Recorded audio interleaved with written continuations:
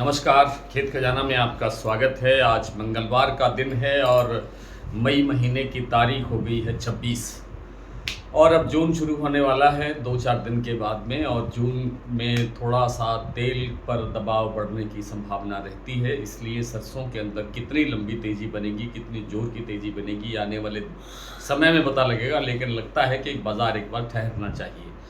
आज भरतपुर मंडी का भाव कल की तुलना में लगभग 62 रुपये कमज़ोर होकर के 7,461 पर खुला, लेकिन दिन भर बाजार स्टेबल रहा, कहीं कोई गिरावट नहीं आई। आज भरतपुर मंडी के अंदर जो दैनिक आवक है वो 2000 बोरी रही, 2000 गट्टे कहना चाहिए, कई बार ये भूल होती है। लेकिन ओवरऑल जो इंडिया की देश भर की जो आवक है वो आज जारी नहीं हुई। जयपुर का भाव 7,900 पर स्टेबल है, चरखी दादरी का भाव 7,600 पर स्टेबल है, दिल्ली का भाव 25 रुपये बढ़कर 7,625 तक बढ़ गया। और दूसरे जो प्लांटों के अंदर 25 रुपये की या 35 रुपये की गिरावट आई, उसके बाद बाज़ार बिल्कुल स्थिर हो गया है, कहीं कोई चेंज दिखाई नहीं दिया है। मंडियों के अंदर भी बड़ी बड़ी गिरावट नहीं है और ऐसा लगता है कि बाज़ार अब ठहराव की स्थिति में आ सकता है, यानी 25 रुपये 50 रुपये से ज़्यादा की गड़बड़ की संभावना 2-4 दिन तक होने वाली नहीं है, लगता नहीं है। और क्योंकि पूरे देश के अंदर और ख़ास तौर पे उत्तर भारत के अंदर भीषण गर्मी पड़ रही है और टेम्परेचर रोज़ाना बढ़ रहा है, कहीं 44 तो कहीं 47, राजस्थान के कई हिस्सों में 47 डिग्री तक भी तापमान नोट किया गया है। तो इस भीषण गर्मी के अंदर तेल की मांग घटना स्वाभाविक है, लेकिन जो दूसरी तरफ युद्ध की स्थितियां जो फिर से विकसित हो रही हैं, पनप रही हैं, उससे लगता है कि जो विदेशी तेल है उनके अंदर गिरावट की संभावना नहीं है। इसलिए सरसों तेल को थोड़ा बहुत सहारा मिलता रहेगा, जिससे बाज़ार मजबूत बना रहेगा। लेकिन बड़ी गिरावट की गुंजाइश सरसों में नहीं है। यही स्थिति सोयाबीन के अंदर है। सोयाबीन के अंदर जो सप्लाई है वो लगभग समाप्त हो चुकी है और सप्लाई समाप्त होने से अब जो स्टॉकिस्टों के हाथ में माल है वे घटे भाव पर या कमज़ोर भाव पर इसे काटना नहीं चाहते, इसे बेचना नहीं चाहते। इसलिए सोयाबीन के अंदर भी कोई बड़ी गिरावट की गुंजाइश लगती नहीं है। हालांकि आज अकेले एक दिन के अंदर गोयलकोटा प्लांट के अंदर जो सोयाबीन का भाव है वो 100 रुपये टूटा है, लेकिन ये लगता नहीं है कि यहाँ से कोई और बहुत ज़्यादा 400-500 रुपये टूट जाएगा, ऐसी गुंजाइश नहीं लगती है।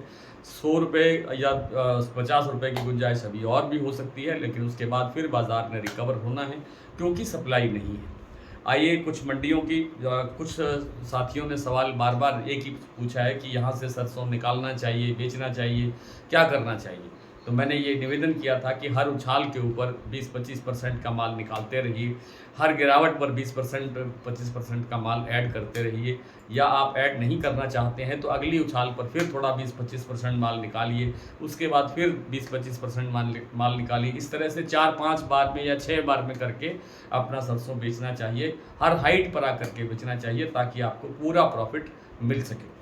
आइए कुछ मंडियों, कुछ प्लांटों की स्थिति आपसे साझा कर लेते हैं। जैसा मैंने अभी आपको बताया कि भरतपुर मंडी का भाव 7,461 रुपये पर स्टेबल चल रहा है। जयपुर 7,900, दिल्ली 7,625, चरखी दादरी 7,600, अलवर 7,600, बरवाला 7,160, हिसार 7,100 और मोरेना मंडी 7400, ग्वालियर 7300, खैरथल मंडी 7,510, टोंक मंडी 7,480, निवई मंडी 7,500, सिवानी 7,000, नड़बई 7,061, खेरली मंडी लगभग 7,500, धौलपुर मंडी 7,660, खैरतल मैंने बता दिया 7,510, गंगापुर सिटी 7,491, सुमेरपुर 7,800 रुपये, बयाना मंडी 7,531, हिंडौन मंडी 7,541 और धौलपुर का मैंने बता दिया। धौलपुर के बारे में भी कई लोग पूछते हैं।